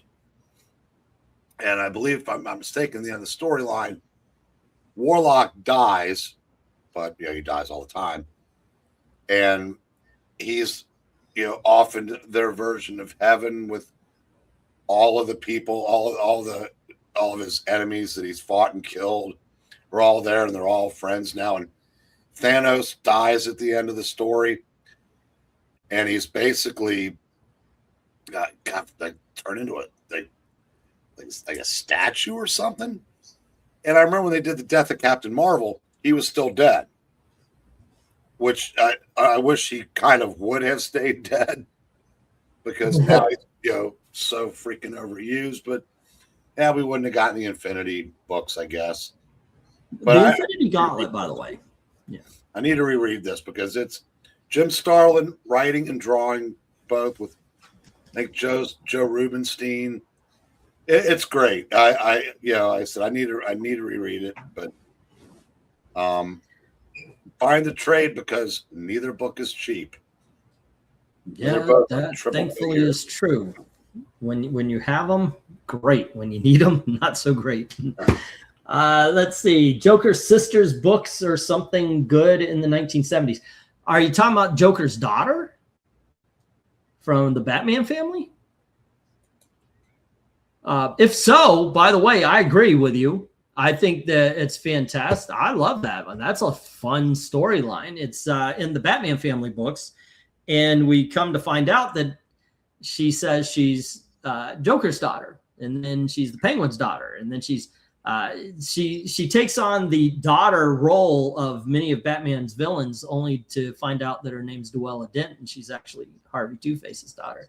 Really is a good series within the series. That's a good pull as well. What was cool that Starlin's Captain Marvel and Adam Warlock stuff led up to Annual 7, 2, then Thanos Quest, Infinity Gauntlet. Okay, here's something. Infinity Gauntlet, miniseries or event? I think of it as event. What do you say? That's it. Either one. It's whatever you want it to be. All right. The Flash, Volume 2, issues 197, 198, 199, and 200. The Blitz storyline with Professor Zoom, says One Slick. I don't know this line. I don't know this storyline. I do know that I was a big fan of The Flash, but I think I bowed out by two. Wait, when did Impulse? Was it 100 or 200? 99 was his, yeah. Yeah, I kind of bowed out before the 200s. It wasn't really I bowed out. We just moved to Tallahassee, and there were no comic shops in Tallahassee. And there was no internet that had to read comics online or any of that kind of crap. So, yeah. Aha! Henry James brings up something you can talk about, sir. Jeramek. For God's sake. Jeramek. What about Not James? Yeah, I know. Yeah, you called him Henry James. Did I call him Henry? Did I call him Henry James? I apologize, Henry. I did not know that I did that. He's old and senile, Henry. It's not his fault. Yeah, I'm wondering why you're yelling his name out. Now I know. Okay. Sorry about that, Henry. All right. I'm going to take a second to promote for a moment of self-promotion before I talk about that.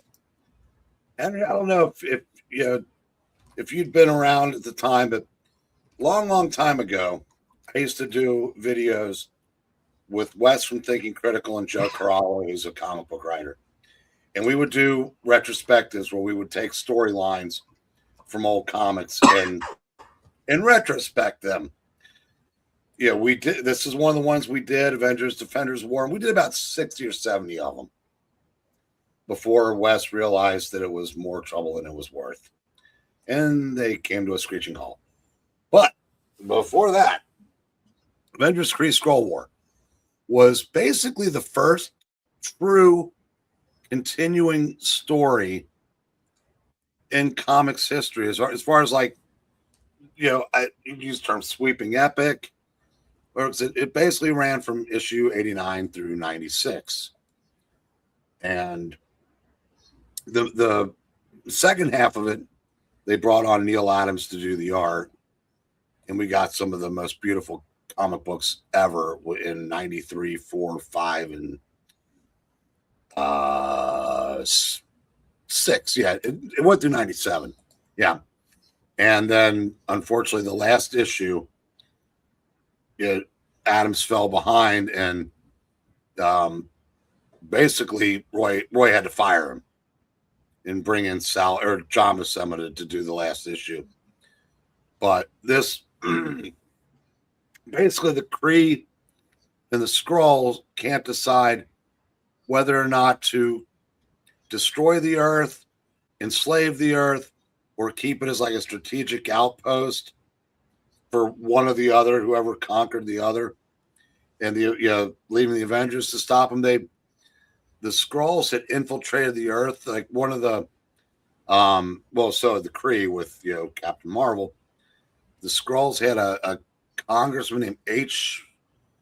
Warren Craddock, I think, who was leading the is basically the comic version of the House of Un-American Activities.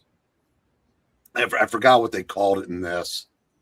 And they're basically trying to, stoke the flames of discontent among, the populace. And it's just a really well done story.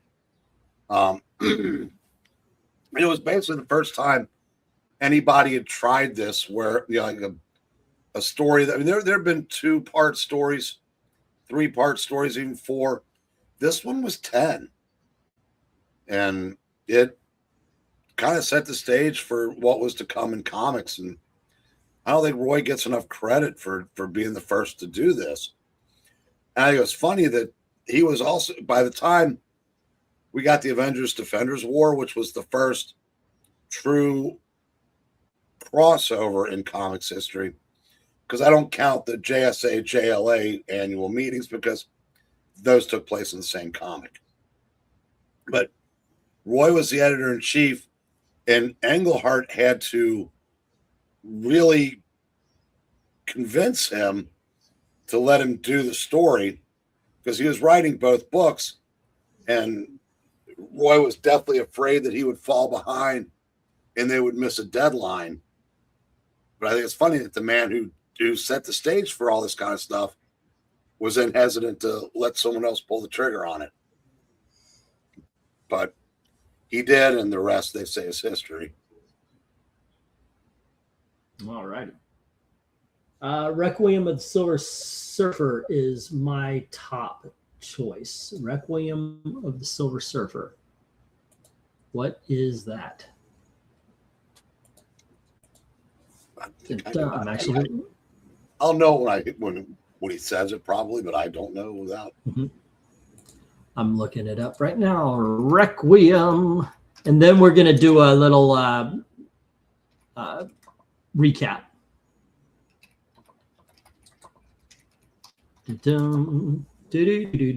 4-issue Marvel comic book series written by Michael J. Straczynski. Oh, it's a 4-issue miniseries. That's next week, dude. We're going to be talking about that. Yeah, it's not a series within it, because we're talking about series within a series today. As a matter of fact, let me recap here. Mutant X 125, 126, 127, 128. Ooh, yeah. That's a great one. That is a great one as well. I do like, but then again, I'm Gen X. There ain't nothing better, except for Daredevil's run. No, that's actually, yeah, we were all into the X-Men back then. That was absolutely a given. All righty, here's what we were talking about tonight, guys. Search out the stories. If they're in the auction, buy them for me. That'd be nice. But I don't think I've got some of these. But Eric's choices, book 1 or storyline number 1 was Siege from the Avengers, which is 270. I put up 272. He says you could start at 273 to 277, right? Well, technically it's 270, but the real story starts with 273. There was something else that had 277 in it, and I was thinking about that. Your second pick was the Marvel Team Up, issues number 61 and 62. That actually shows up in the auction quite a bit. Your third pick was, oh, you know what? I'll do my 2 and then I'll catch up here. Let's see. My first pick. My first pick, I believe, was the death of Jean DeWolf. Starting with 107, it has 108, 109, and 110. 4-issue series about the death of a side character cop, and it is a great mystery story, and it's fantastic, fun, good read.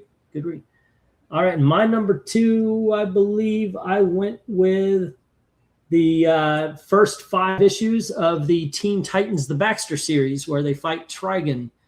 It's a great psychological horror story. There's a lot of superhero action and everything, but a lot of the fear, a lot of the horror elements are take place within the heroes' minds. Fantastic story there. Eric's third was, what was this called again? There's no particular name of the story. And it was Fantastic Four 168 through 170. 170. All right. Did I already show that? No.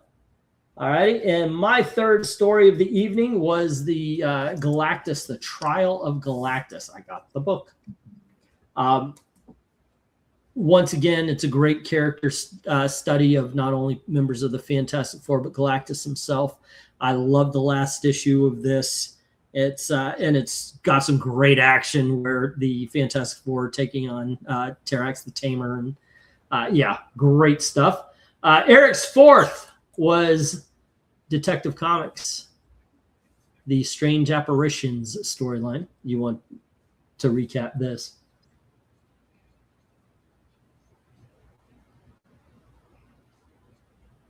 Or not? I did because I was I was forgetting stuff.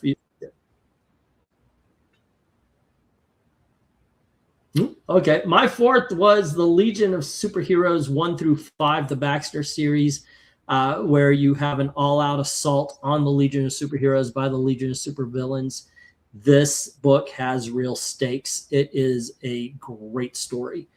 One of my favorites, and along the way, Kree Skrull War got picked up as well. So there you go. All righty, kids, but those are some great stories, man. Next week, think of your 4 favorite. Should I go 1 to 8 or stick at 1 to 6? And then what do you think? How do you want to play it? Whatever anybody wants to do should be fine.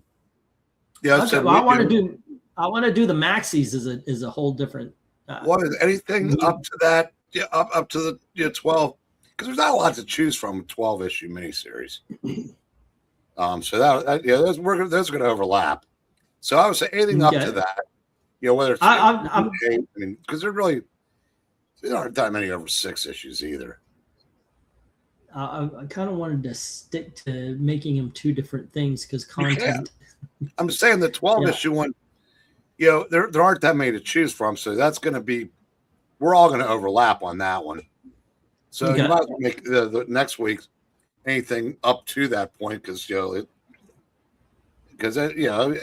should have no trouble getting enough different ones than that. But okay, I think here's we'll do 1 to 6 issues next week, and then we'll do 8 to 12 issues on the other one. That'll expand so we can get 2 videos out of the miniseries.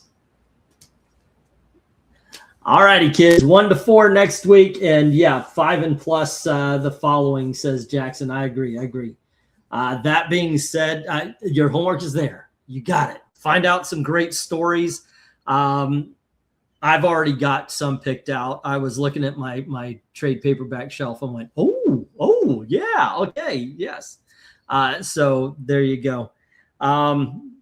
Otherwise, thanks for hanging out with us. I hope you had a good time. I hope you're enjoying these where we're actually talking about the comics and everything. If so, please do a favor. List some stuff. Here you go. List your 4 trade paperback or list your 4 miniseries in the comments below. That way, when we're talking and we go to the comment section, I can get pictures and we can bring up the visual when we're talking and sharing your picks as well. Also, it'll help out the algorithm. So please, by all means, let us know what your picks, not in the comments right now, not in the chat, but when this video is posted, let us know what you're choosing to do for next week's show, the 1 to 4 issue miniseries. There's a lot of them. I can't wait to see what you guys come up with. That being said, thank you very, very much for watching. Have a good night, kids. Good night, everyone. All righty.